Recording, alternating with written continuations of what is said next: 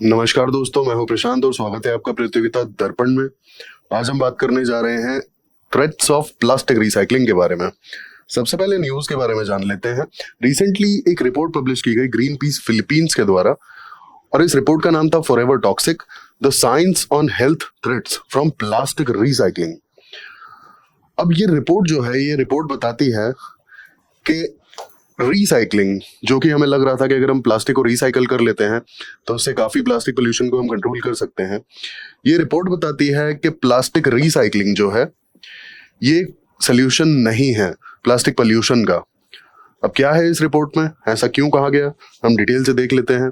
आप ये down to earth का आर्टिकल देख सकते हैं, plastic free planet, recycling increases toxicity of plastics wants green peas study. आइए अब इस रिपोर्ट के बारे में डिटेल से डिस्कस करते हैं। सबसे पहले हम फाइंडिंग्स की बात कर लेते हैं, क्या क्या इस रिपोर्ट की फाइंडिंग्स हैं।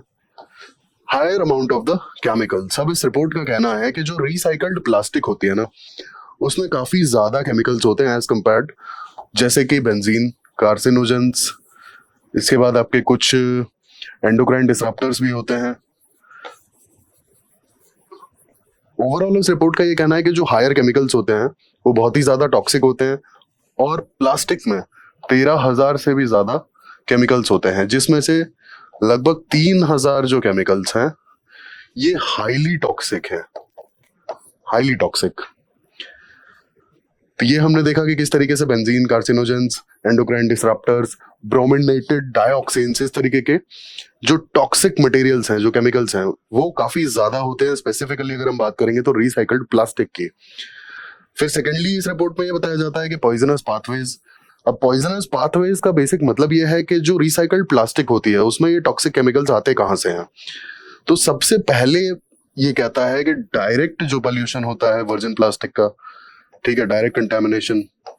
सेकेंडली ये बात करता है कि जो कंटेनर्स होते हैं कई बार टॉक्सिक केमिकल्स के, एग्जाम्पल के लिए आप पेस्टिसाइड्स को ले लें या फिर कुछ सोल्यूशंस होते हैं जो टॉक्सिक होते हैं, तो इस तरीके के जो केमिकल्स हैं वहां से भी एंटर कर जाता है प्लास्टिक में टॉक्सिक केमिकल्स।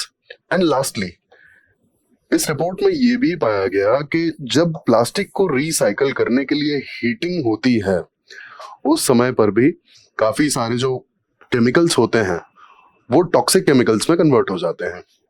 तो ये हमने बात की कि प्लास्टिक बेसिकली, रिसाइकल्ड प्लास्टिक में टॉक्सिक एलिमेंट्स या टॉक्सिक केमिकल्स आते कहाँ से हैं। तीसरी बात, अब इस रिपोर्ट में जो एक इशू रेज किया गया वो इशू रेज किया गया प्लास्टिक फायर्स का।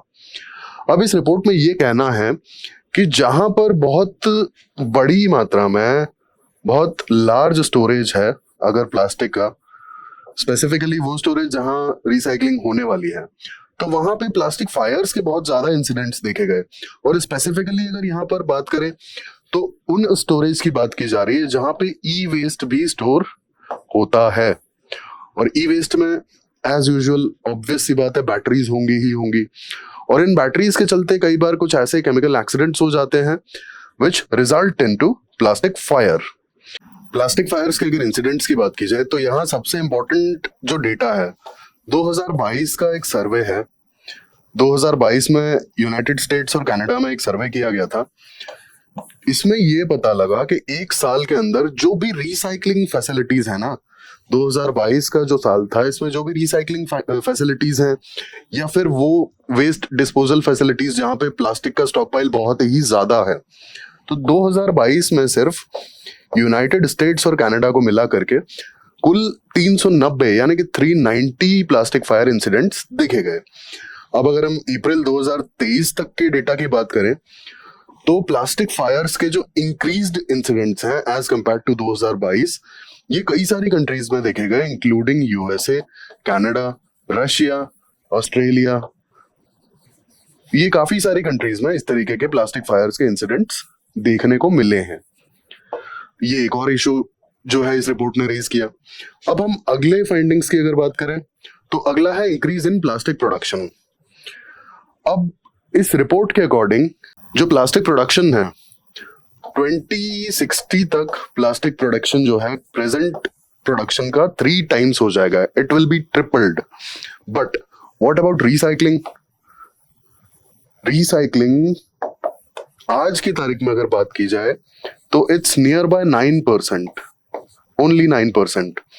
सिर्फ जितनी जो प्लास्टिक का प्रोडक्शन है उसकी सिर्फ 9% ही है वो रिसाइकल होती है, और 9% में भी जो रिसाइकल होती है वो हमें जो रिपोर्ट बताती है वो बताती है कि ये इसमें टॉक्सिक केमिकल्स होते हैं काफी ज्यादा, जो हमने बात की थी बेंजीन और ब्रोमिनेटेड डाइऑक्सीन्स और कार्सिनोजेंस जैसे टॉक्सिक केमिकल्स रिसाइकल्ड प्लास्टिक में होते हैं, ये रिपोर्ट बताती है। और जो रिसाइकल्ड प्लास्टिक है वो सिर्फ 9% है, बाकी कहाँ जाता है? It end up to the stockpile और द वेस्ट। तो एक ये इशू है। अब यहाँ पे अगर इम्प्लीकेशंस की बात की जाए कि प्लास्टिक का recycling as well as plastic का इंक्रीज्ड प्रोडक्शंस, दोनों की हम बात कर लेते हैं, तो इसके इम्प्लीकेशंस क्या होंगे। अब यहाँ पे एक बहुत इंटरेस्टिंग बात है देखने वाली कि जो भी रिसाइकलिंग या फिर कलेक्शन की फैसिलिटीज होती हैं ये जनरली बहुत मार्जिनलाइज्ड या फिर लो इनकम कम्युनिटीज में होती हैं, या फिर बहुत लो इनकम कंट्रीज में होती हैं। ठीक है, तो ये जो डिस्पोजल और रिसाइकलिंग होती है, एज वी नो कि रिसाइकलिंग से भी काफी ज्यादा टॉक्सिक केमिकल्स निकलते हैं जो कि प्लास्टिक में चले जाते हैं, एंड कलेक्शन में भी कई बार जो टॉक्सिक केमिकल्स देखने को मिलते हैं कलेक्शन सेंटर्स पर। तो ये जो टॉक्सिक केमिकल्स हैं ये जो मार्जिनाइज कम्युनिटीज हैं जो recycling as well as collection का काम करती हैं, इन्हें बहुत ज्यादा अफेक्ट करते हैं और इनकी हेल्थ जो है काफी ज्यादा सफर करती है। अब इनकी हेल्थ की अगर हम बात करें, जो सफरेज है, तो इस पे अगर डिटेल में थोड़ा सा बात करें तो यहाँ पे जो भी कम्युनिटीज हैं और जो भी the people engaged for recycling as well as collection, क्योंकि ये टॉक्सिक केमिकल्स से काफी ज्यादा एक्सपोज्ड रहते हैं, तो cancer, cardiovascular diseases, then lungs related, infection related diseases and adverse birth outcomes, ऐसी बीमारियां यहाँ बहुत कॉमनली देखने को मिलती हैं इन कम्युनिटीज में जो रिसाइकलिंग रिलेटेड काम करते हैं। तो ये हमने देखा कि रिपोर्ट की फाइंडिंग्स क्या थी।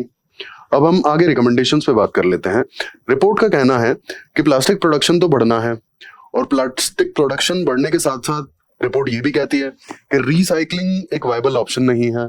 रीजन बीइंग बहुत सारे टॉक्सिक केमिकल्स और ज्यादा बढ़ जाएंगे प्लास्टिक में रिसाइकलिंग करने के बाद।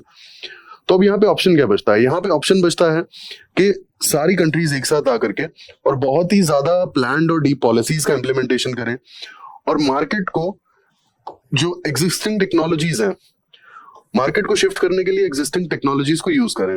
मार्केट शिफ्ट एज इन कि प्लास्टिक यूसेज से मार्केट शिफ्ट कर जाए towards some sustainable options. Secondly, ये भी रिकमेंड किया गया है कि प्लास्टिक को पूरे तरीके से फेज आउट ही कर दिया जाए, यानी कि इसके प्रोडक्शन को धीरे धीरे करके और रोक दिया जाए, टोटली बंद। क्योंकि अगर सर्कुलर इकोनॉमी पे हमें शिफ्ट करना है तो उसमें प्लास्टिक की कोई जगह नहीं होगी। Circular economy is all about recycling and reuse and minimizing the wastage. और प्लास्टिक का जैसा हमने यहाँ पे एक सीन देखा, जो रिपोर्ट यहाँ पे रिकमेंड करती है, जो रिपोर्ट की फाइंडिंग्स, कि प्लास्टिक रिसाइकलिंग में और ज्यादा टॉक्सिक एलिमेंट्स और केमिकल्स उसमें ऐड हो जा रहे हैं, तो रिसाइकलिंग तो यहाँ पे वायबल ऑप्शन है ही नहीं ना। तो ऑब्वियसली सर्कुलर इकोनॉमी में प्लास्टिक की कोई जगह है ही नहीं। Then lastly, global plastics treaty जो लीगली बाइंडिंग हो। अब ऑब्वियस सी बात है कि जो प्लास्टिक प्रोड्यूस होता है और जो वेस्ट में एंड अप होता है जाके, या तो इंसिनरेशन प्लांट्स में जाता है, या फिर रिसाइकल होता है, या फिर it end up into the rivers and finally into sea. अब जब ये सी और ओशंस में चला जाता है तो ये ग्लोबल प्रॉब्लम बन जाती है। ठीक है, ये ग्लोबल प्रॉब्लम बन जाती है।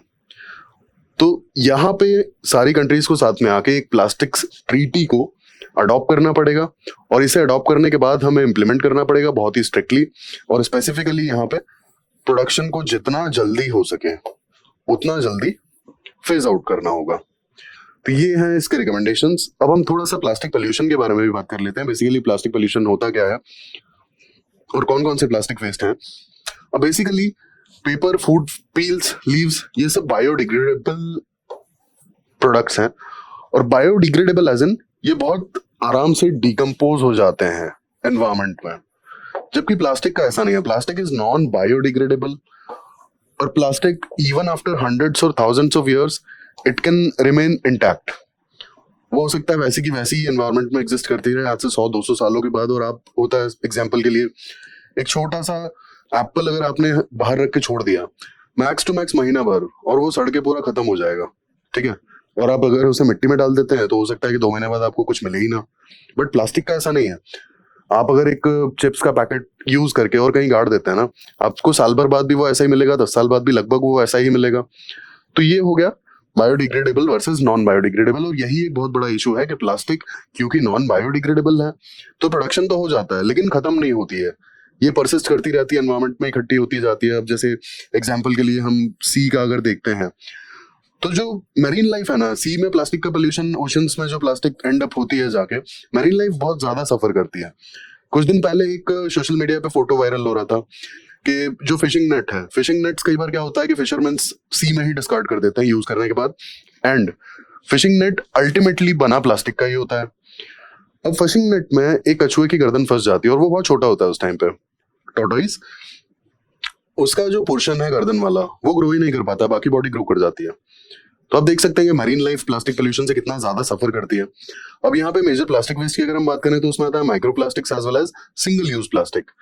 अब माइक्रो प्लास्टिक इज बेसिकली जो भी प्लास्टिक के पीसेस 5 mm से साइज में छोटे हैं, 5 mm से छोटे हैं, वो माइक्रो प्लास्टिक है।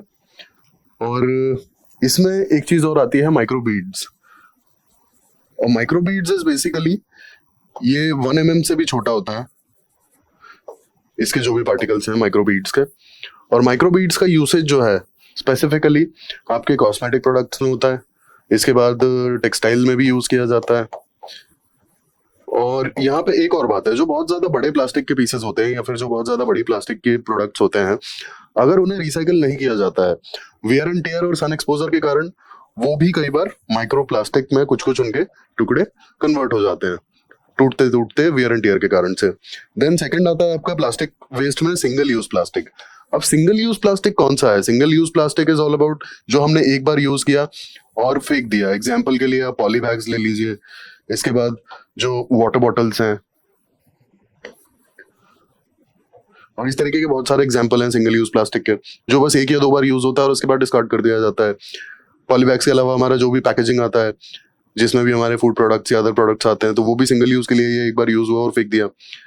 तो ये हमारा मेजर प्लास्टिक वेस्ट था। अब हम इनिशिएटिव्स की बात कर लेते हैं कि globally as well as India में कौन से इनिशिएटिव्स चल रहे हैं प्लास्टिक पोल्यूशन को कर्ब करने के लिए। तो इंडियन अगर इनिशिएटिव्स की हम बात करें तो plastic waste management rules 2022, extended producer responsibility, national dashboard on elimination of single use plastic and plastic waste management, India plastics pact, project replan. और ग्लोबल लेवल पे अगर हम बात करेंगे तो European Union directive on single use plastics, closing the loop and global tourism plastics initiative. तो ये सारे इनिशिएटिव्स ग्लोबल लेवल पे और इंडिया के अपने नेशनल लेवल पे लिए जा रहे हैं, चल रहे हैं, जिससे कि प्लास्टिक पोल्यूशन को मिनिमाइज किया जा सके, प्लास्टिक जो भी रिसाइकल हो सकती है उसे रिसाइकल किया जा सके, एज वेल एज प्रोडक्शन को भी मिनिमाइज किया जा सके। जहां पे जरूरत नहीं है वहां पे स्पेसिफिकली प्लास्टिक को फेज आउट कर देना चाहिए। एग्जाम्पल के लिए बायो प्लास्टिक्स पे भी बहुत जोरों शोरों से काम चल रहा है, रिसर्च चल रहा है।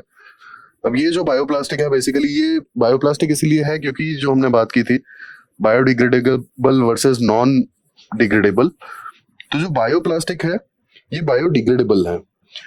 ये कुछ हफ्तों में हो या कुछ महीनों में, जैसे ही ये मतलब यूज होने के बाद इसे डिस्कार्ड किया जाता है, कुछ महीनों में ये ऑटोमेटिकली डिग्रेड कर जाएगी।